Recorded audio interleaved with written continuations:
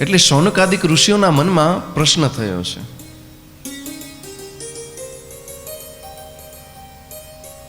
કે અમુક સર્પો જે છે એ અગ્નિની અંદર હોમાઈ ગયા અને અમુક બચી ગયા, એનું કારણ શું?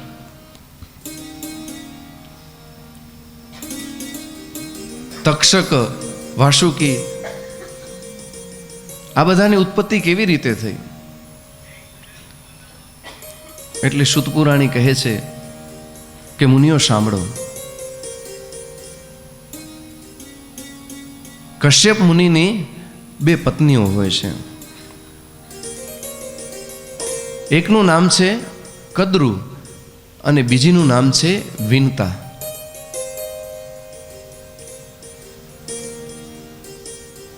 કદ્રુના ઉદરેથી સર્પોની ઉત્પત્તિ થાય છે.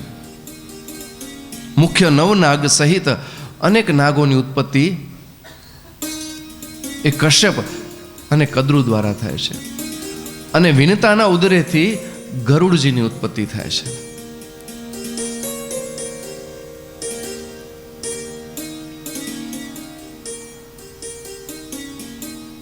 બંને રાણીઓ એટલે સ્ત્રી સહજ સ્વભાવ, એકબીજા પ્રત્યે ઈર્ષા દેખાય તો ખરી જ. એટલે કદ્રુ હંમેશા એવા પ્રયત્ન કરે કે મારું માન વધારે જળવાય કશ્યપ ઋષિ પાસે.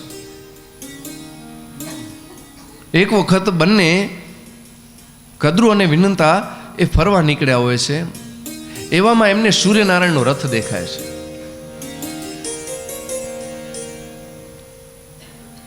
એ સૂર્યનારાયણના રથને એ વિનતા અને કદ્રુ જુએ છે. એટલે કદ્રુને એમ થાય છે કે હું ગમે તેમ કરી આને મારી દાસી બનાવું.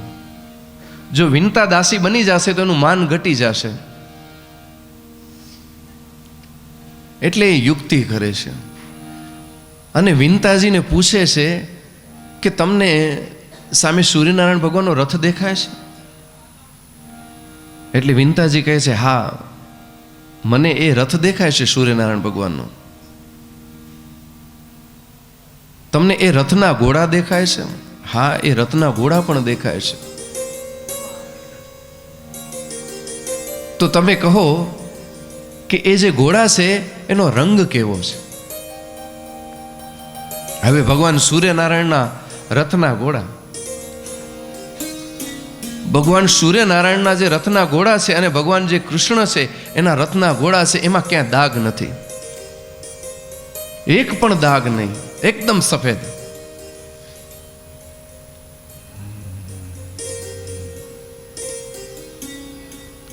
એટલે વિનતાજી એ સૂર્યનારાયણ ભગવાનના રથના ઘોડાને જોઈ અને કહે છે કે એ સફેદ રંગના છે, એમાં ક્યાંય પણ દાગ નથી, એકદમ સફેદ. કદ્રુજી કહે છે કે ના, એમની પૂંછડી કાળી છે. વિનતાજી ફરીથી જુએ છે કે ના, આ ઘોડામાં તો ક્યાંય એક પણ કાળો દાગ દેખાતો જ નથી. એટલે કદ્રુ કહે છે ચાલો આપણે શરત લગાડીએ. જો ઘોડાની પૂંછડી કાળી હોય તો તમારે મારી દાસી બનવાનું, અને ઘોડા જો સફેદ જ હશે તો હું તમારી દાસી બનીશ. આવી શરત કદ્રુ અને વિનતા વચ્ચે લાગે છે.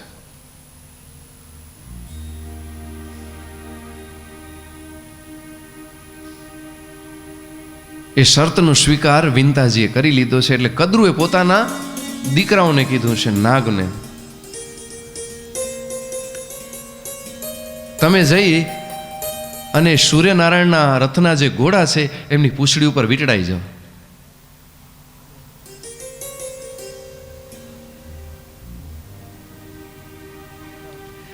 અમુક સર્પો હોય છે, એમના સંતાન એ એવું વિચારે છે કે અમારી માતા અધર્મ કરી રહી છે. કારણ કે સૂર્યનારાયણ ભગવાનના જે રથના ઘોડા છે તો સફેદ જ છે,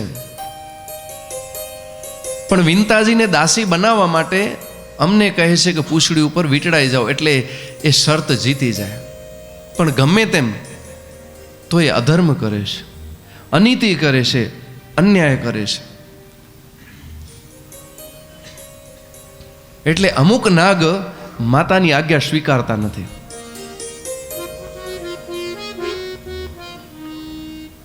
એટલે એ લોકો એ પૂંછડી ઉપર વીંટળાતા નથી. અને દેવી ભાગવત શીખવાડે છે કે કદાચ તમારા માટે જે વંદનીય વ્યક્તિ હોય એ જો અધર્મ સાથે હોય, અન્યાય સાથે હોય, અનીતિ સાથે હોય તો એનો સાથ છોડી દેવો. ભલે ને પછી એ મા હોય, ગુરુ હોય.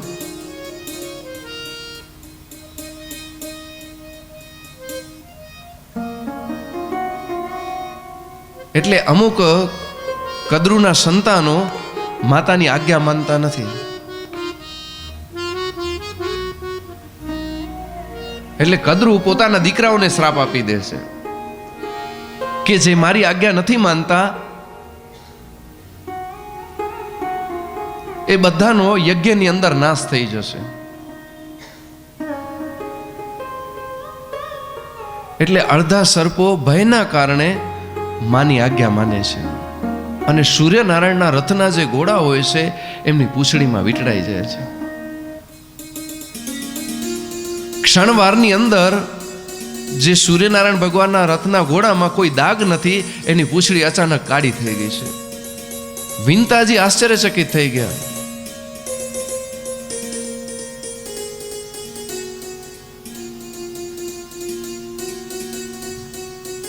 કે આ ઘોડા જેમાં એક દાગ નતો, આ અચાનક પૂંછડી કાળી કેવી રીતે થઈ ગઈ? કદ્રુજીએ કપટ કર્યો છે એમને જરાય જાણ નથી અને પોતાનો દાસીત્વ સ્વીકાર કર્યો છે. સાથે સાથે ગરુડજી પણ કદ્રુજીના દાસ બન્યા છે. જે લોકોએ કદ્રુજીની આજ્ઞા માની એ બધા સર્પો બચી ગયા અને જે સર્પોએ આજ્ઞા નથી માની એમને કદ્રુજીનો શ્રાપ લાગ્યો. એટલે જન્મે જે યજ્ઞ કરતા હોય છે એના અંદર એક પછી એક એ સર્પો હોમાતા ગયા.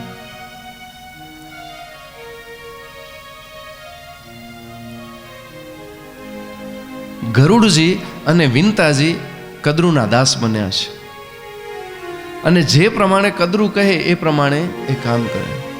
વિંતાજી મહેલના કામ કરવા લાગ્યા છે અને ગરુડજી એ પણ દાસ બની અને કદ્રુની સેવા કરવા લાગ્યા છે. એમના ચરણ દબાવશે, એમની સેવા કરશે.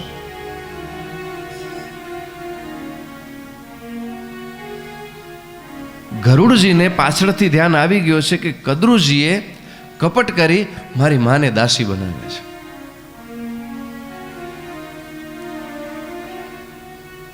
ગમે તેમ કરી અને હું મારી માને આ દાસીત્વમાંથી મુક્ત કરાવીશ. એટલે કદ્રુજીને પૂછે છે કે તમે મારા માને આ દાસીપણામાંથી મુક્ત કરો.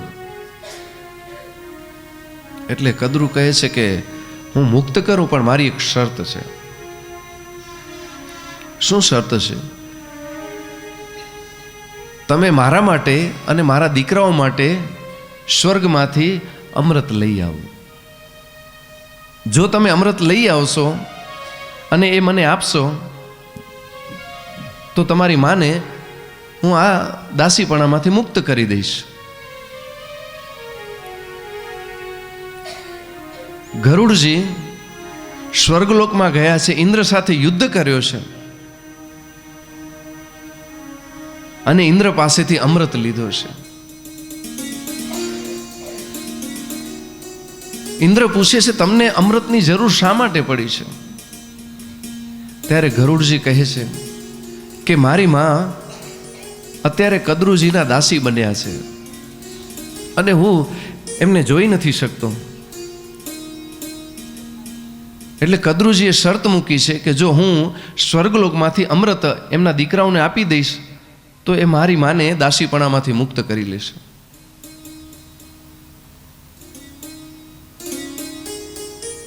ઇન્દ્ર કહે છે કે જો નાગ બધા આ અમૃત પી ગયા તો પૃથ્વીલોક ઉપર હાહાકાર મચી જશે. એટલે ઇન્દ્ર યુક્તિ કરે છે કે તમે એ અમૃત લઈને જાઓ. ગરુડજી એ અમૃત લઈ અને કદરુજી પાસે આવ્યા છે કે હું આ અમૃત લઈ આવ્યો છું. એટલે કદરુજી કહે છે કે આજથી હું તમારી માને અને તમને આ દાસીપણામાંથી મુક્ત કરું છું. એ અમૃત જેવો આપ્યો છે નાગને, એવામાં એ અમૃત નાગો પાસેથી ઇન્દ્રએ છીનવી લીધો છે.